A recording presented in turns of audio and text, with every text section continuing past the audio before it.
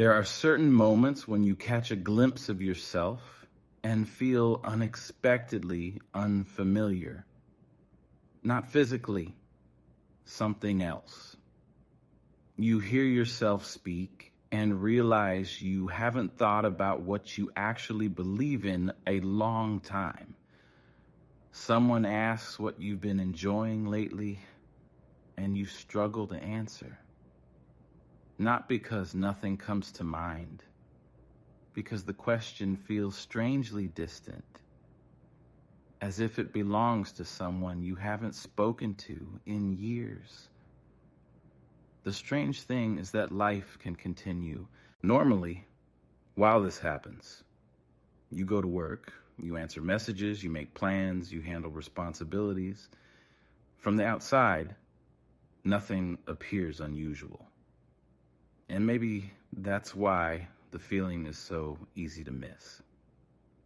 There's no dramatic crisis, no obvious turning point, no single day where you wake up and think, I no longer know myself. It happens much more quietly than that.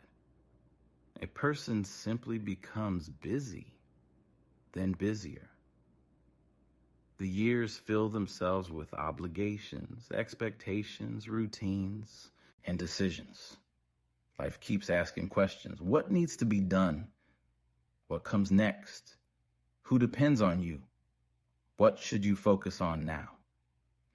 And because those questions are important, most people answer them again and again. For years, sometimes decades, until one day, a different question appears, a much quieter one that doesn't arrive with urgency. It usually arrives during ordinary moments, looking through old photos, hearing a song you haven't heard in years, running into someone who knew you a long time ago. And suddenly there's a strange sensation, almost like meeting a previous version of yourself, someone familiar, someone distant. You remember things you used to care about, things that once felt important, interests that disappeared somewhere along the way, parts of yourself you haven't thought about in a very long time. And for a moment, a difficult feeling appears. Not sadness exactly, not nostalgia exactly, something harder to name. The feeling that you've spent so much time becoming who life needed you to be that you no longer feel entirely connected to the person underneath it all. I think many people experience this far more than admit it, because the feeling is confusing. After all, you're still here. You're still making decisions, still living your life, still moving forward. Nothing has been lost in any obvious sense. Yet every now and then, it feels as though you've been carrying yourself around for years without actually stopping to see how you're doing. Not professionally, not financially, not socially, personally, as a human being, the person living inside all the responsibilities, the person behind the routines, the person who experiences everything no one else sees. And perhaps that's what makes this feeling so unsettling. Not that you've become someone else, but that you've become slightly unfamiliar to yourself. Like a friendship that slowly faded. Not because of conflict, not because of some dramatic ending, just because neither side had much time to visit anymore. And maybe that's where this begins. Not with a crisis, not with a breakdown, just with the quiet realization that somewhere along the way, the relationship you have with yourself became more distant than you ever intended. The difficult thing about becoming distant from yourself is that it rarely feels dramatic. Most people imagine self-loss as something obvious, a breakdown, a major life crisis, a moment when everything falls apart. But for many people, it looks much more ordinary than that. It looks like functioning. It looks like competence. It looks like being responsible. In fact, from the outside, it often looks like adulthood. That's what makes it so hard to recognize, because life keeps rewarding the behaviors that create the distance. You become dependable, efficient, adaptable. People trust you. They rely on you. You learn how to handle problems. You learn how to keep going even when you're tired. These are valuable skills. The problem is that while you're learning how to respond to the world, it's possible to slowly stop responding to yourself. Not intentionally, just gradually. I think that's why some questions can feel surprisingly difficult to answer. Questions that should seem simple. What do you enjoy doing these days? What have you been excited about lately? What do you want right now? Not 5 years from now, not next year, right now. Sometimes people pause longer than expected when they hear questions like that. Not because they're hiding an answer, because they genuinely don't know, or because the answer they're about to give feels outdated, like they're describing someone they used to be. Maybe you've experienced that. You continue listening to the same music you've always listened to, following the same routines, holding the same opinions, pursuing the same goals. And then one day, a strange thought appears. Do I actually still want these things? Or have I simply been carrying them for so long that I never stopped to question them? I think many people are surprised by how much of life operates on momentum. You choose a direction, then responsibilities accumulate around that direction. Commitments form, expectations form, habits form. Eventually, the path becomes familiar enough that you stop examining it. You simply continue walking, not because it's wrong, because it's known. And there is comfort in what is known. But familiarity can sometimes hide distance. A person can become very familiar with their routine while becoming unfamiliar with themselves. I think that's one reason certain moments can feel unexpectedly emotional. Someone asks you what you would do if nobody expected anything from you, and you don't know. You get a free weekend with no obligations, and you aren't sure how you actually want to spend it. You finally have time to yourself, then realize you have no idea what would genuinely make you feel connected, curious, or alive. Not because you've failed, because you've spent years practicing responsiveness to everything except your own inner experience. You know what your boss expects. You know what your family expects. You know what your responsibilities require. You know what needs to happen tomorrow. But when was the last time you asked yourself what you needed? Not in a self-improvement sense, not as a productivity exercise, just honestly. And wait long enough to hear the answer. Maybe that's why emotional distance from yourself can be so difficult to notice. The symptoms don't look dramatic. They look normal. A life that keeps moving. A person who keeps functioning. Days that keep passing. Until one day you realize something unsettling. You know how to take care of almost everything in your life, except the relationship you have with the person living it. And somehow, that relationship became the easiest one to neglect. Not because it wasn't important, because it was always there, waiting, quietly, patiently, assuming you would eventually come back and check in. The strange thing is that most people don't decide to become disconnected from themselves. If anything, they're usually trying to do the opposite. They're trying to build a good life, be responsible, be dependable, be someone others can count on. There's nothing wrong with those goals. In many ways, they are admirable.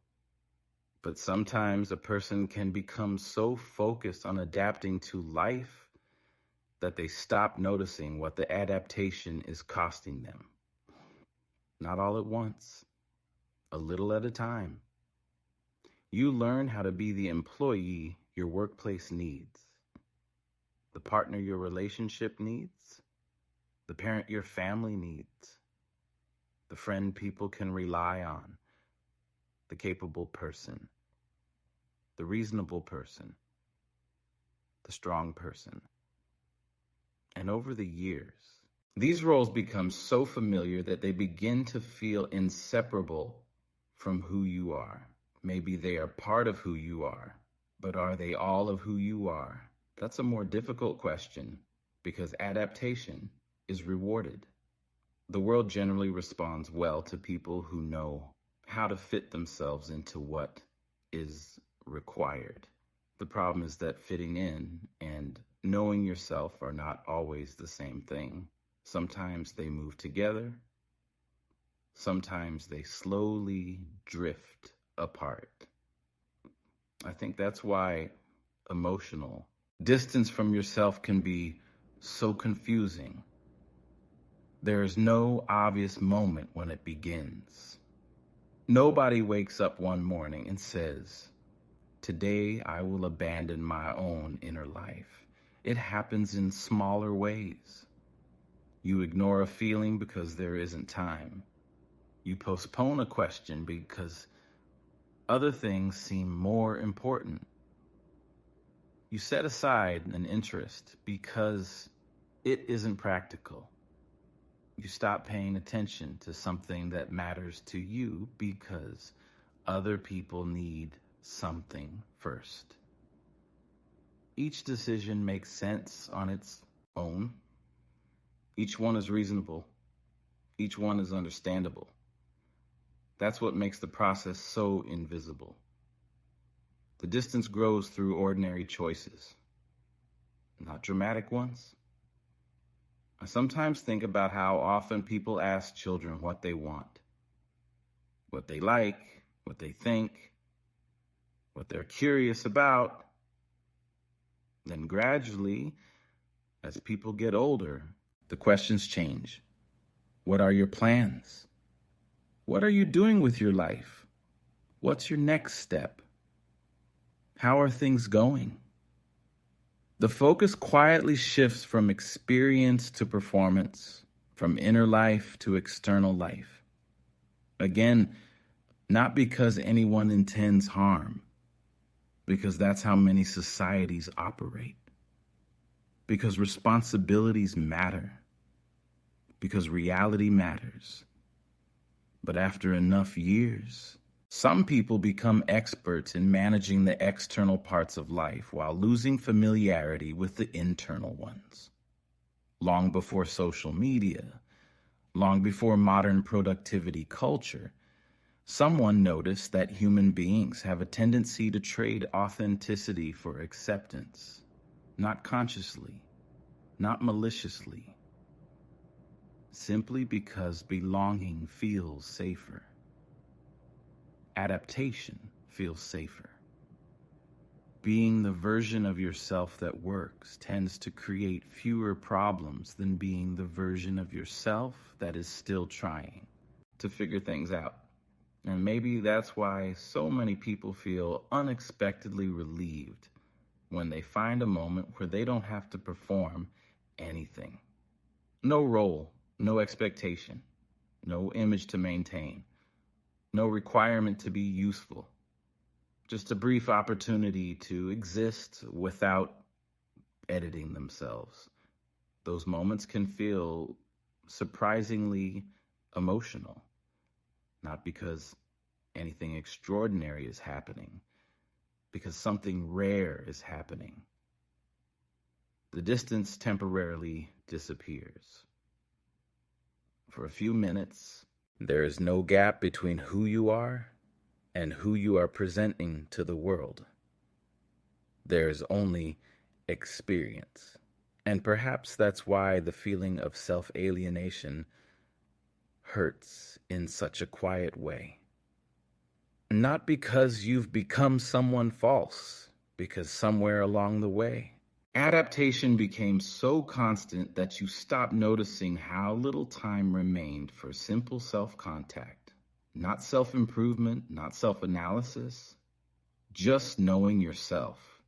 Staying connected to yourself, remembering what it feels like to be the person underneath all the roles you've learned to play. Maybe that's why emotional distance from yourself rarely feels like a single emotion. People often expect it to feel like sadness, or loneliness, or anxiety. Something clear enough to recognize. But in my experience, it usually feels much harder to name than that. It's more like a growing uncertainty, a sense that you're present in your own life, yet somehow disconnected from your own experience of it. Not dramatically, just enough to notice. You go through your day. Conversations happen. Decisions get made. Responsibilities are handled. And yet, every now and then, a strange realization appears. You aren't entirely sure how you feel about any of it. Not because you have no emotions, because you haven't spent much time listening to them. Life keeps asking for responses, deadlines, messages, problems, requests, opinions. Every day brings something that requires your attention. And gradually, without meaning to, many people become experts at responding to situations, responding to responsibilities, responding to other people's needs, responding to circumstances. The one thing they stop responding to is themselves. Not out of neglect, out of habit. There's always something more urgent, something more immediate, something that feels more important. And so the relationship continues to drift, quietly, almost invisibly. I think that's why some people struggle when they're asked simple questions about themselves. Not practical questions, personal ones. What are you feeling lately? What has been on your mind? What do you genuinely miss? What do you wish there were more of in your life? Questions like that can create surprisingly long silences. Not because the answers don't exist, because the connection to the answers has weakened. Like calling an old friend whose number you still have but haven't used in years. The line isn't broken. The relationship has simply gone quiet. And perhaps that's what self-intimacy really is. Not constant self-analysis, not endlessly thinking about yourself, just familiarity. The kind of familiarity that allows you to recognize what is happening inside you without needing a crisis to make it obvious. Knowing when you're exhausted before you completely burn out. Knowing when you're lonely before the loneliness becomes overwhelming, knowing when something matters to you, knowing when something no longer does. Many people spend years becoming attentive to everything around them while becoming strangely inattentive to themselves. And because of that, life can start feeling increasingly reactive. One obligation leads to another. One responsibility leads to another. One week becomes another month, another year. You keep moving. You keep functioning. You keep adapting. Then occasionally, a moment appears that feels almost uncomfortable in its honesty. You realize you have been making decisions for a version of yourself you haven't spoken to in a long time. A version that existed years ago. A version with different interests, different fears, different hopes. Yet the momentum continues. Not because it's wrong, because it's familiar. And familiarity can carry us much farther than awareness sometimes does. Maybe that's why self-alienation often feels less like losing yourself and more like forgetting to visit yourself. The self remains, the feelings remain, the desires remain, the questions remain. They don't disappear. They simply stop receiving attention. And after enough time, that lack of attention begins to create a peculiar kind of distance. Not the distance between two people, the distance between you and your own inner life. A distance that can persist for years without being noticed. Until one ordinary day, someone asks you a simple question, or an old memory suddenly returns. Or you find yourself sitting quietly for a few unexpected minutes, and for a brief moment you become aware of something that has been there all along. Not a stranger, not a missing person, just a part of yourself that has been waiting patiently for you to come back and spend some time with them again. Maybe the distance begins to change the moment you stop treating yourself like a problem to solve. I think many people spend years trying to understand themselves through improvement. How can I be better, more disciplined, more successful, more confident, more productive? And while those questions have their place, they can quietly create another habit. A habit of relating to yourself primarily as a project, something to optimize, something to fix, something that always needs work. What gets lost in that process is something much simpler. Curiosity. Not curiosity about how to improve your life. Curiosity about your life. The kind that existed naturally when you were younger. Before every interest needed a purpose, before every hobby needed a result, before every hour needed to justify itself. I sometimes wonder how many parts of ourselves disappear simply because nobody has checked on them in years. Not because they died, not because they were replaced, because they were forgotten. A person might suddenly remember how much they loved drawing, or writing, or building things, or wandering through bookstores, or sitting by the ocean, or staying up late talking about ideas that led nowhere. The memory appears and feels strangely emotional, not because the activity itself was extraordinary, because it reconnects them to a version of themselves they haven't visited in a very long time. And for a moment, the distance narrows. I think that's what makes certain experiences feel so restorative. not because they're productive. Quite often, they're the opposite, and nothing is being achieved. Nothing is being optimized. Nothing is being measured. Yet somehow, a person leaves feeling more like themselves than before.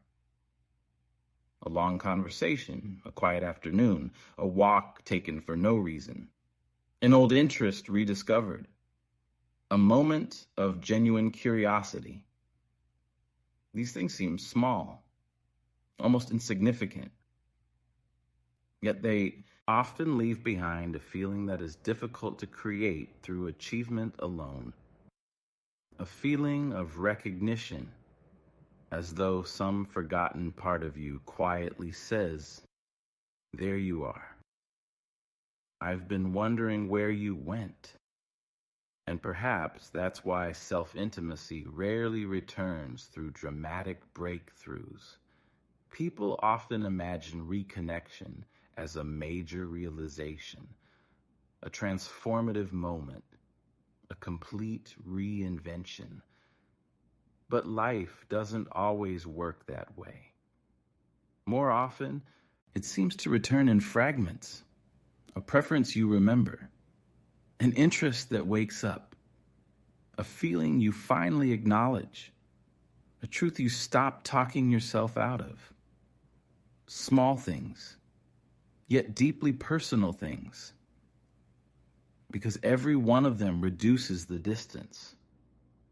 Every one of them brings you slightly closer to your own experience, closer to what genuinely interests you, closer to what genuinely matters to you, closer to the person underneath all the adaptation.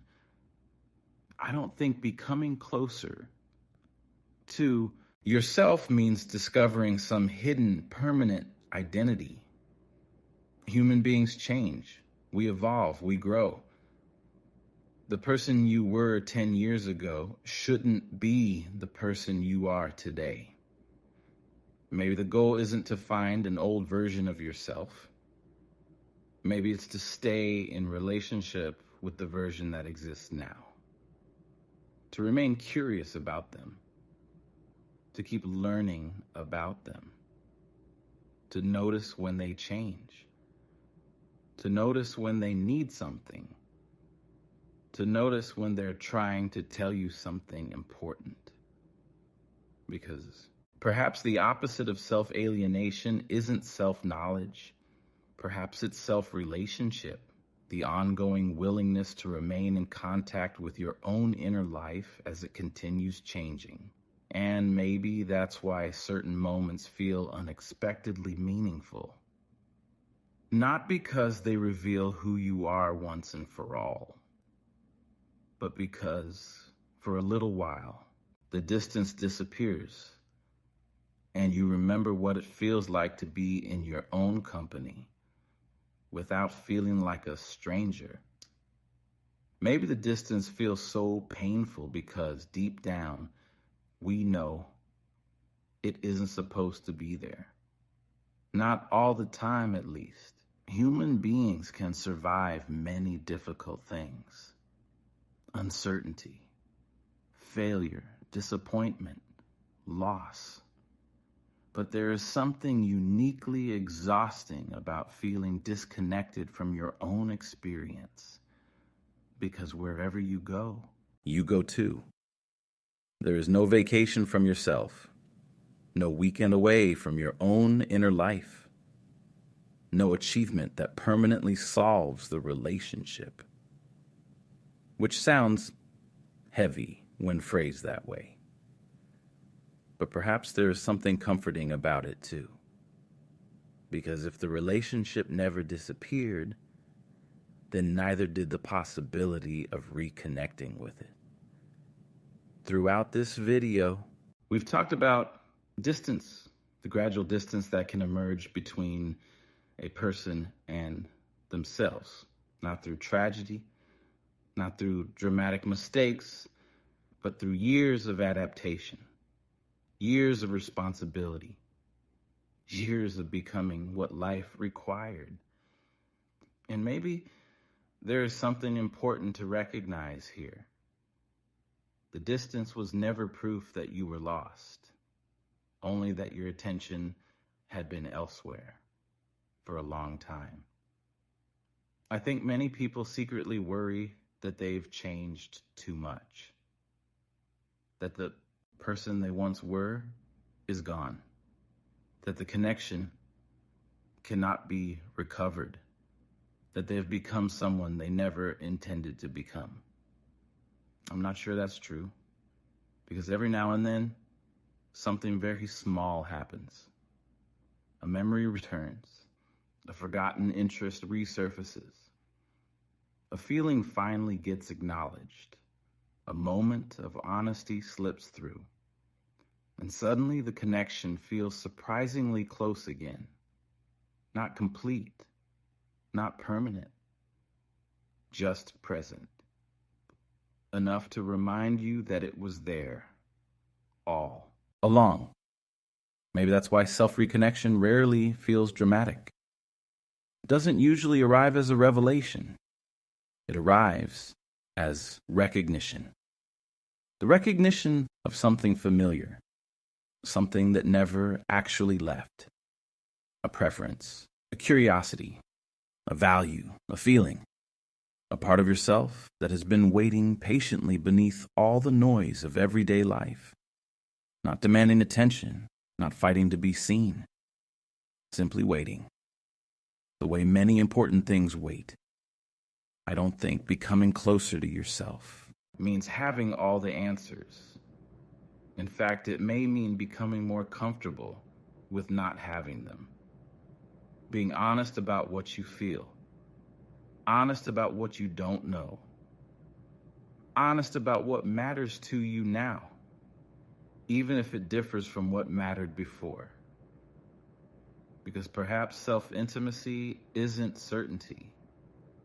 Perhaps it's honesty, the willingness to remain in conversation with yourself as you continue changing, as you continue growing, as you continue becoming. And maybe that's why the feeling of self-alienation can be understood differently. Not as evidence that something is broken, not as proof that you've failed to know yourself, but as a quiet reminder. A reminder that relationships require attention, even the relationship you have with yourself, especially that one. So perhaps nothing needs to be solved tonight. Perhaps there's no hidden answer waiting at the end of this reflection. Only a small possibility that the next time you notice that familiar distance, you don't immediately judge it. You don't rush to fix it. You simply notice it. The way you might notice an old friend you've been meaning to call. Not with guilt, not with urgency, just with recognition. And maybe that is where reconnection begins. Not in becoming someone new, not in finding a version of yourself that was lost, but in quietly returning to a relationship that has been waiting for you all along, patiently, without resentment, without demands, ready to continue the conversation whenever you are.